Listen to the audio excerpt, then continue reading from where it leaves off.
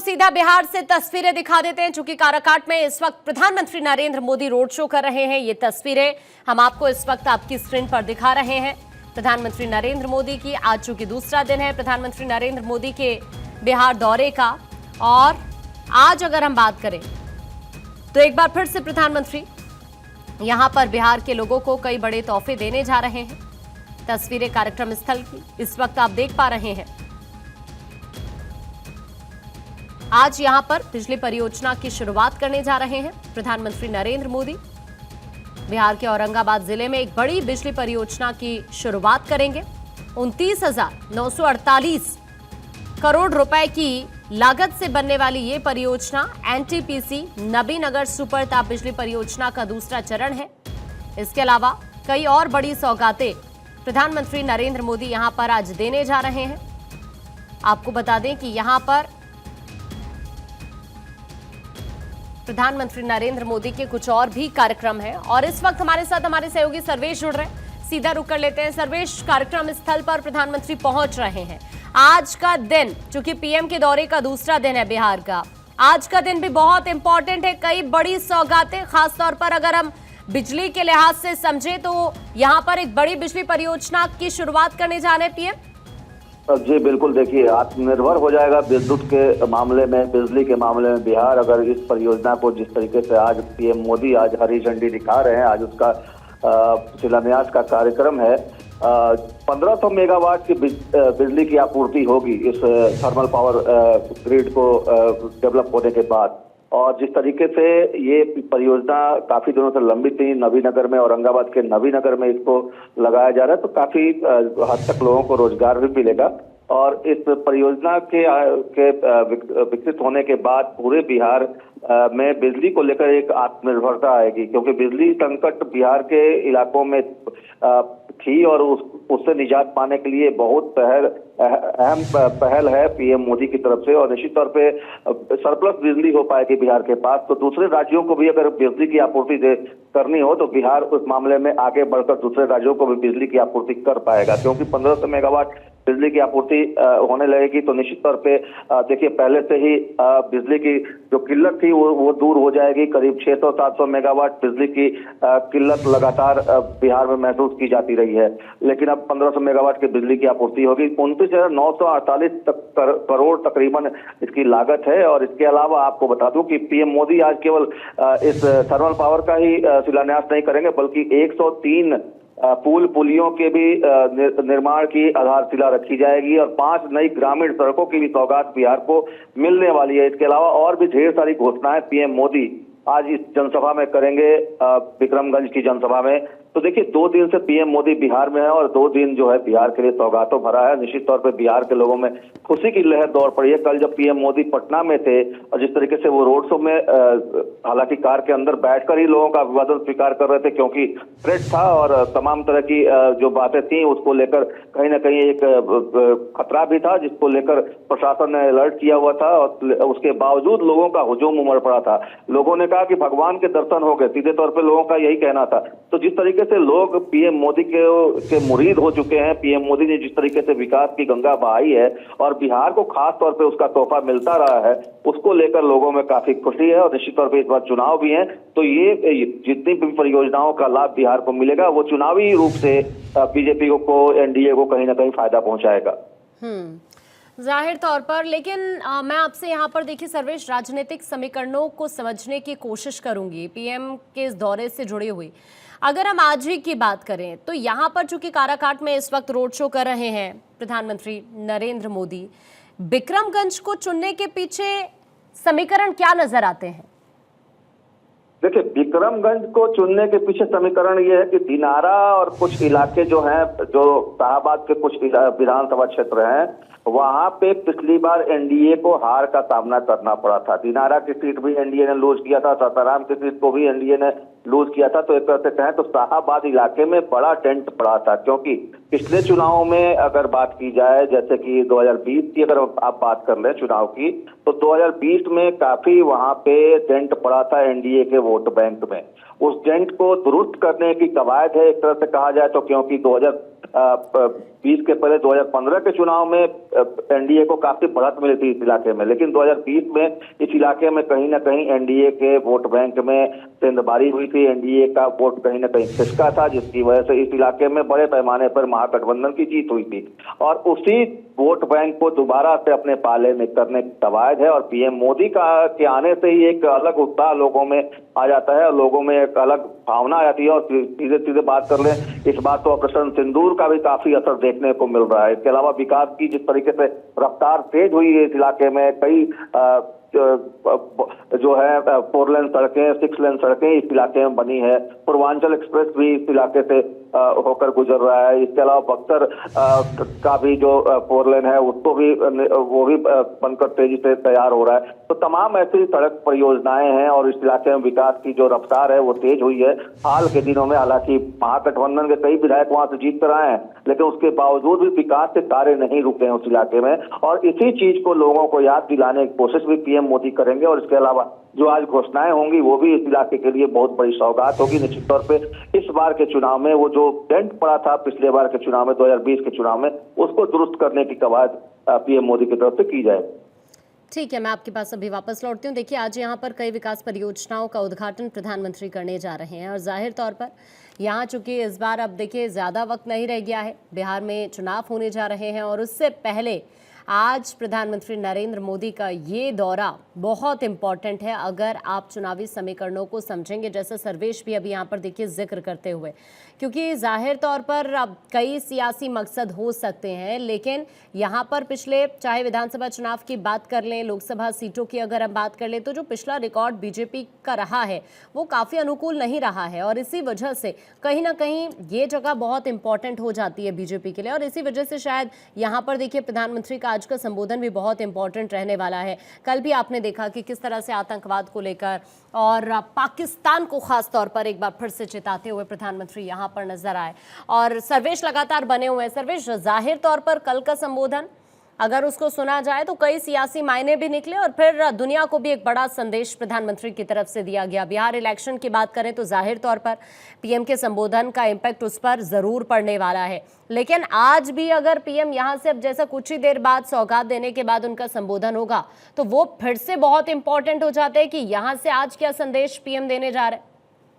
देखिए, ऑपरेशन सिंदूर के पहले उन्होंने बिहार की धरती से ही देश, दुनिया और आतंकवादियों को एक कड़ा संदेश दिया था, एक कड़ा मैसेज दिया था और सीधे तौर पे कहा था कि कल्पना से परे उन सजा दी जाएगी। और बिल्कुल कल्पना से परे सजा दी गई। जिस तरीके से पाकिस्तान के अंदर घुसकर एयर स्ट्राइक किया गया, जिस तरीके से वहां पे ब्रह्मोस मिसाइल दागे गए और तमाम जो कार्रवाइयां की गई, पीएम मोदी ने जो वादे किए थे लोगों से बिहार के धरती पर आकर, उस वादे पे जिस तरीके से वो खरे उतरे और उसका असर देखने को कल मिला उनके रोड शो में। जिस तरीके से हर जगह तिरंगा लहरा रहा था, लोगों में देशभक्ति का जुनून था, सेना के शौर्य और पराक्रम का असर देखने को मिला, लोगों में एक अजब सी स्फूर्ति देखने को मिली, एक अजब सा उत्साह देखने को मिला।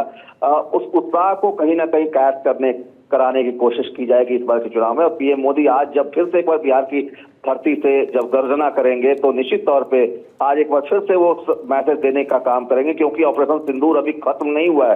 जैसा कि पीएम मोदी ने अपने संबोधनों में कई बार कहा है कि अभी तक ऑपरेशन सिंदूर जो है वो खत्म नहीं हुआ है, उसका एक चरण पूरा हुआ है और अगला चरण जारी है। तो एक तरह से कहा जाए तो पाकिस्तान के जो नापाक इरादे हैं, उसके जो मंसूबे हैं, उनको ध्वस्त करने की जो कार्रवाई पीएम मोदी ने की है, पाकिस्तान को जिस तरीके से घुटने पर लाने की पीएम मोदी ने कार्रवाई की है, रणनीतिक स्तर पे, कूटनीतिक स्तर पे जिस तरीके से भारत की जीत हुई है, और वो तमाम चीजों को आज पीएम मोदी यहाँ पे दोहराने वाले हैं। इसके अलावा आगे की रणनीति पे भी वो बहुत सारे खुलासे करेंगे कि आगे भारत क्या करेगा, कैसे करेगा और क्या कुछ तैयारियां चल रही है।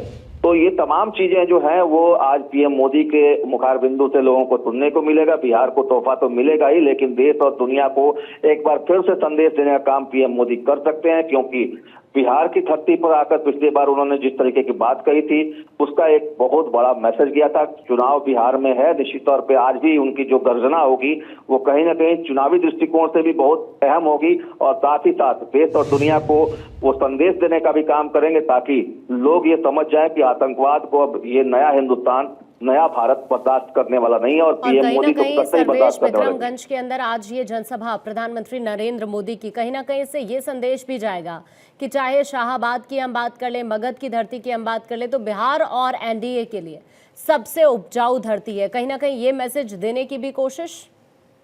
जी बिल्कुल, देखिए पिछले बार के लोकसभा चुनाव में भी आप देखें कि औरंगाबाद की सीट भी एनडीए लूज कर गई थी, काराकाट की सीट भी एनडीए लूज कर गई थी। तो इस तरीके से ये पूरा जो इलाका है, जो आरा की, जो भोजपुर की जो सीट है, वो भी किस तरीके से आरके सिंह वहां पे हार गए थे। तो ये तमाम जो सीटें हैं, जिस तरीके से इन इलाकों में एक तरह से कहा जाए तो बीजेपी को, चाहे वो लोकसभा चुनाव हो या विधानसभा चुनाव हो पिछला, उनमें जिस तरीके से हार का मुंह देखना पड़ा है, उस चीज को एक तरह से फिर से दूर करने की कोशिश, लोगों के मन में जो आशंका है, शंका है, उसको दूर करने की कोशिश पीएम मोदी की तरफ से होगी। और निश्चित तौर पे जो पुराना जो रिकॉर्ड रहा है 2020 के पहले, 2019 के पहले का, उस रिकॉर्ड को दोहराने के लिए पीएम मोदी कई सारे संकल्प लोगों से ले सकते हैं और कई सारे संकल्प लोगों को दिला भी सकते हैं कि भाई अब जो है आपने जो गलतियां कर ली, जिसकी वजह से शाहाबाद और इस पूरे इलाके में जिस तरीके से वोटों का बिखराव हुआ एनडीए के खिलाफ, और उसके बाद जिस तरीके से जो लोग सत्ता में आए उन लोगों ने क्या कुछ किया, क्या नहीं किया, तमाम चीजों के आकलन का समय है। और पहले और बाद की बातें भी आज कही जा रही हैं और एक बुकलेट भी तैयार किया जा रहा है कि पहले क्या था और आज की डेट में क्या विकास के काम हुए। उस बुकलेट को भी बीजेपी के तमाम मंत्रियों को दिया जाएगा और ये लोग बांटने का काम करेंगे। सूचना प्रसारण मंत्रालय उस बुकलेट को तैयार कर रहा है और उसको भी बिहार के चुनाव में वो बुकलेट भी तमाम मंत्रियों को दिए जाएंगे, तमाम नेताओं को दिए जाएंगे एनडीए के, जो लोगों के बीच जाकर बांटेंगे। तो एक तरह से टास्क भी कल दिया गया है और उसके बाद आज पीएम मोदी की सभा भी है। तो निश्चित तौर पे जो डेंट पड़ा था पिछले चुनाव में 2019-2020 में, उसको दूर करने की कवायद होगी और लोगों से एक अपील जरूर होगी पीएम मोदी की, भाई कि विकास के नाम पर और डबल इंजन की जो सरकार है उसने विकास के जो काम किए उसको याद कीजिए और जात पात में न बटिए, जाति में पटकर वोटों का बिखराव न हो, इस बात का खास ध्यान रखें। क्योंकि जो लोग जीत कर जाते हैं वो क्या काम करते हैं उसका आकलन लोगों से जरूर करने की अपील पीएम मोदी कर सकते हैं। तो एक तरह से कहा जाए तो काफी इंपॉर्टेंट हो जाता है इस पूरे इलाके में। जिस तरीके से 2019 या 2020 में एनडीए को कई सीटें गंवानी पड़ी थी, तो इस बार वो सीटें न गंवानी पड़े, इसके लिए खास रणनीति बनाई जा रही है और पीएम मोदी का आना भी उसी रणनीति का एक हिस्सा है।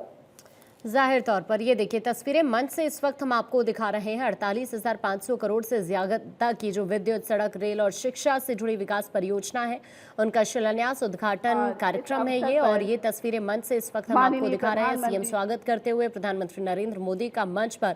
इससे पहले आपने तस्वीरें देखी कि किस तरह से सभा स्थल पर खुली गाड़ी में प्रधानमंत्री नरेंद्र मोदी पहुंचते हैं, जिसमें CM Nitish Kumar, deputy CM सम्राट चौधरी भी सवार नजर आए।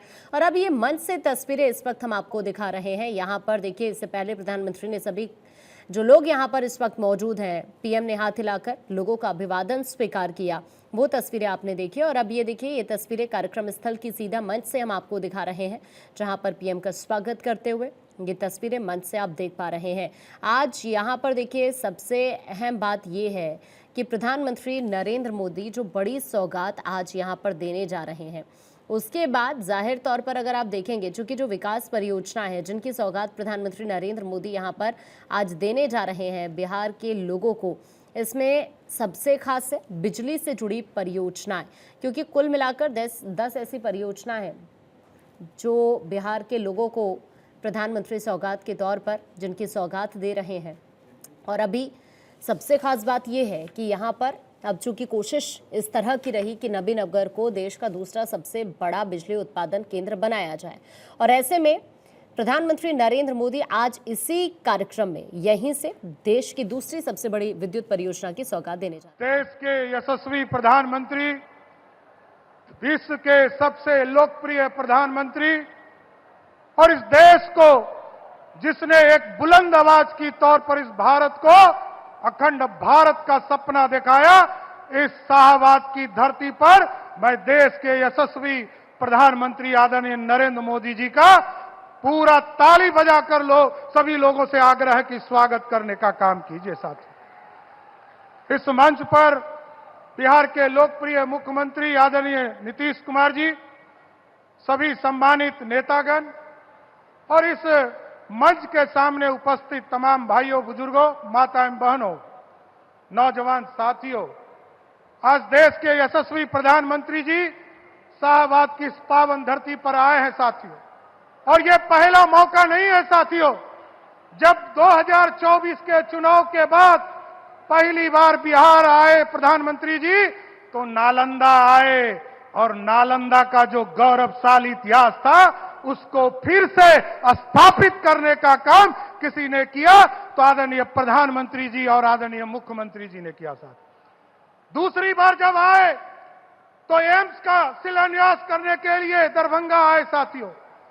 और तीसरी बार जब भागलपुर आए साथियों, तो वहां से इस देश के लगभग 10.5 करोड़ किसानों को किसान सम्मान निधि और कई हजारों की योजना का शिलान्यास और उद्घाटन करने का काम किया।